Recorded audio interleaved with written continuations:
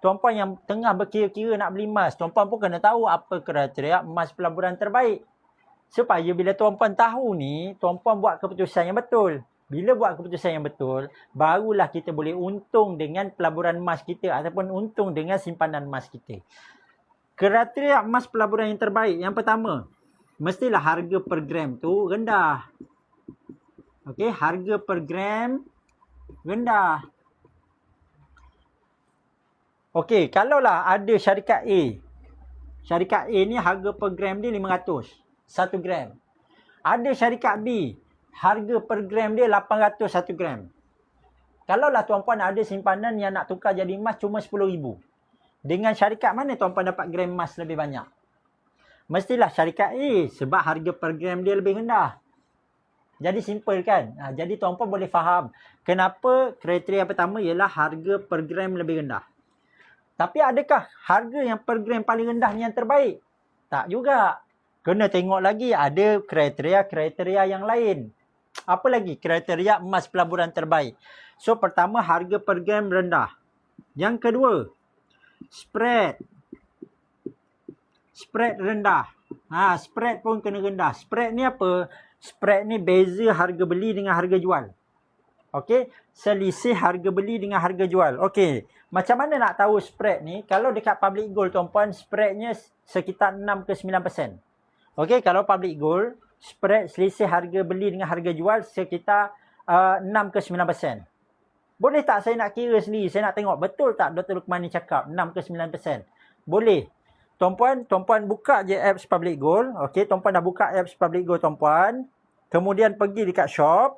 Okey, tuan-puan boleh tengok dekat sini. Kenapa ramai orang suka simpan emas dekat public gold? Sebab harganya transparent. Itu yang paling bagus tuan-puan. Harga transparent. Kita tahu kalau nak beli berapa harga dia. Ada PG sale. Okey, PG sale ni ialah harga berapa public gold jual. Kemudian pada waktu yang sama ada PG buy. Senang rupanya nak check. Nak tengok harga. Kalau saya nak jual hari ni berapa harga? Boleh tak saya nak check? Boleh. Tak payah nak telefon public gold. Tak payah nak pergi branch public gold. Buka apps public gold. Kita dah tahu dah berapa harga jual. Jadi, ini yang saya katakan. Beza antara PG sale, harga jual dengan harga beli. Ini adalah spread. Beza dia tu, selisih harga itu adalah spread emas. Jadi, kita nak spread emas yang rendah supaya bila harga emas naik, kita akan lebih cepat untung. Okey, tadi kan saya bagi tahu. Spread emas, spread di public gold berapa? 6 ke 9%. Lagi berat emas tu, lagi rendah spread dia. Kalau emas 1 kilogram, emas 250 gram, spread dia cuma 6%. Kalau 1 gram yang kecil ni, yang 1 gram ni, spread dia 9%. Okey. Kenapa kita nak yang spread rendah? Sebab, contoh, kalau harga emas naik 10%. Orang yang ada emas 1 kilo, dia dah untung 4% dah. 10% tolak 6% spread, dia dah untung 4%. Kalau orang yang ada emas kecil-kecil, yang spread dia 9%, kalau harga emas naik ataupun peratus kenaikan harga emas ni 10%, dia dah untung 1%. Tapi kalau orang yang tak ada ilmu ni, dia main beli je, dia beli emas yang spread harga dia contoh 15%. Jadi walaupun harga emas dah naik 10%, dia masih lagi belum untung. Sebab spread harga emas dia 15%. Dia kena tunggu harga emas naik 20%. Barulah dia untung 5%. Jadi tuan-puan nampak tak? Kenapa spread rendah ni penting. Okey, tuan-puan kalau ada yang tuan-puan tak jelas, tuan-puan tak faham, tanya Tanya je. InsyaAllah saya akan bantu jawab. Saya nak tuan-puan yang follow kelas-kelas saya ni, tuan-puan jadi cepat pandai. Itu tujuan saya. Bila tuan-puan cepat pandai, tuan-puan akan buat keputusan-keputusan yang bagus. Tuan-puan akan dapat manfaat. Tuan-puan dapat untung. Mudah-mudahan saya pun dapat kebaikan daripada manfaat yang tuan-puan dapat. Okey, itu yang kedua. Spread rendah. Apa lagi kriteria emas pelaburan yang terbaik? Yang ketiga, cawangan jual beli banyak. Cawangan jual beli banyak. Okey. Sebab mudah untuk kita bila-bila kita nak buat buyback. Buyback tu apa doktor? Buyback tu kita nak jual balik emas yang kita ada. Senang. Sebab cawangan dia ada banyak. Contoh saya dekat Seremban. Cawangan ada dekat Seremban. Saya cuma bawa emas yang saya ada. Contoh saya nak jual 1 dinar ni. Saya pergi je dekat cawangan yang ada dekat Seremban ni. Kalau pelanggan saya ataupun penyimpan emas saya dekat KL, dia boleh pergi dekat Menara Public Gold dekat Kuala Lumpur. Penyimpan emas saya dekat Kedah, dia boleh pergi dekat cawangan dekat Alostar. Jadi tuan-puan nampak tak? Senang bila nak jual emas bila-bila masa. Tapi kalau orang yang dia beli dengan syarikat A. Syarikat A tu cuma ada dekat, saya tinggal dekat Seremban. Syarikat tu cuma ada dekat mana? Dekat Kuala Terengganu contohnya. Takkanlah semata-mata nak jual emas saya kena pergi Kuala Terengganu. Jadi kos tu dah bertambah. Takkanlah orang yang duduk dekat JB nak kena pergi Kuala Terengganu. Jadi kalau dengan Public Gold, dekat semua negeri dah ada branch Public Gold kecuali Perlis. Kenapa? Sebab Perlis tu dia dah dekat sangat dengan Alostar, jadi boleh pergi ke cawangan Alostar anytime nak jual emas. Okey. Kemudian tuan-puan, bukan sahaja nak jual. Contoh tuan-puan nak ambil. Okey, contoh emas 100 gram. Emas 100 gram ni tuan-puan, tak adalah syarikat yang berani nak syarikat courier yang nak hantar. Sebab nilai dia dah hampir RM60,000. Takkanlah post bayar RM15, bayar RM20 boleh cover insurans untuk RM60,000 ni tuan-puan. Jadi courier pun tak berani. Jadi kalau Public Gold contohnya, kalau kita beli emas 100 gram macam ni, kita boleh ambil dekat cawangan yang terdekat. Cawangan Public Gold yang terdekat. Pergi je cawangan yang terdekat, kita buat appointment, ambil emas ni. Jadi kalaulah syarikat tu jauh, cawangan dia jauh, susah kita nak pergi ambil. Tapi kalau dekat je, dekat negeri kita ada, senang kita nak pergi ambil. Jadi nampak tak?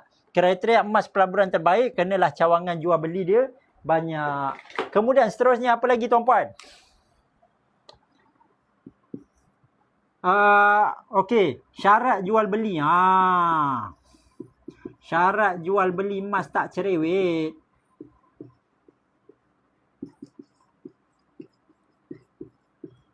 Okey, tak cerewet. Okey, terutama syarat nak jual balik lah. Syarat jual balik. Syarat jual balik emas tak cerewet. Tuan-puan, ada setengah tempat, contohnya bank, ada bank-bank yang tertentu atau kedai emas yang tertentu. Kalau emas yang kita nak jual balik ni, contoh dia dah tercabut daripada seal dia. Dah tercabut daripada sijil dia. Asalnya dia ada sijil, melekat pada sijil. Kemudian tercabut. Ada setengah syarikat emas ataupun bank tak nak beli. Ataupun emas yang kita ada tu dia tercalar. Dia terpatah. Dia berlaku kecacatan pada emas tu. Ataupun sijil hilang. Ada setengah syarikat ataupun kedai emas tak nak beli emas tu balik. Jadi kalau berlaku keadaan macam tu, kita akan sakit kepala. Alamak. Nak kena cari tempat lain pula nak jual emas ni. Berbeza dengan Public Gold. Kalau Public Gold syarat jual beli balik tak cerewet. Emas patah ke, emas bengkok ke, emas tercalar ke, boleh tak jual dengan Public Gold? Boleh. Sijil hilang pun masih boleh jual dekat Public Gold. Jadi penting tuan-puan, syarat jual beli emas ni tak cerewet. Kalau dia cerewet, akhir sekali kita sakit kepala. Kita ni dah lah perlukan duit, nak guna duit. Tapi syarikat tak nak beli balik. Jadi benda tu akan menyusahkan kita pada masa depan. Okey? Jelas tak tuan-puan? Itu di antara syarat kriteria emas pelaburan terbaik. Dan yang terakhir sekali apa dia? Stok tak ada had. Yang ni penting tuan-puan. Stok tak ada had ni. Kalau tuan-puan beli emas dekat kedai biasa-biasa yang cuma ada satu cawangan je contohnya. Ataupun tuan-puan beli dekat kedai yang dia memang tak ada modal yang besar. Nak buka kedai emas ni tuan-puan at least kena ada modal RM500,000 ke RM1,000,000. Kalaulah tuan-puan nak pergi beli balik, dia cuma ada modal RM500,000 je. Tuan-puan nak jual 1 kilo pun dia tak boleh beli balik. Tuan-puan nak jual 1 kilo. Ataupun tuan-puan nak jual 2 keping, 4 keping yang 250 gram. Mungkin dia tak boleh beli balik sebab modal dia tak besar. Okey, tu contoh tadi syarat jual beli emas tak cerewet. Yang kelima, stok tak ada had. Kita nak bila waktu harga emas rendah. Contoh harga emas turun banyak. Tuan-puan rasa kalau harga emas turun banyak, kedai emas ramai orang ke sikit orang? Kedai emas ramai orang bila harga emas rendah. Jadi ada setengah kedai emas, bila harga emas turun, dia tak jual stok yang dia ada. Tuan-puan kena tahu, ada kedai emas dia tak jual stok yang dia ada. Sebab kalau dia jual, rugilah pada dia. Berbeza dengan public gold. Public gold stok sentiasa ada. Harga tinggi ke, harga rendah ke, kita boleh beli. Sebab stok sentiasa ada. Tak pernah lagi lah setakat ni dekat public gold, stok tak ada langsung. Tak. Kalau stok tak ada tu mungkin dalam bentuk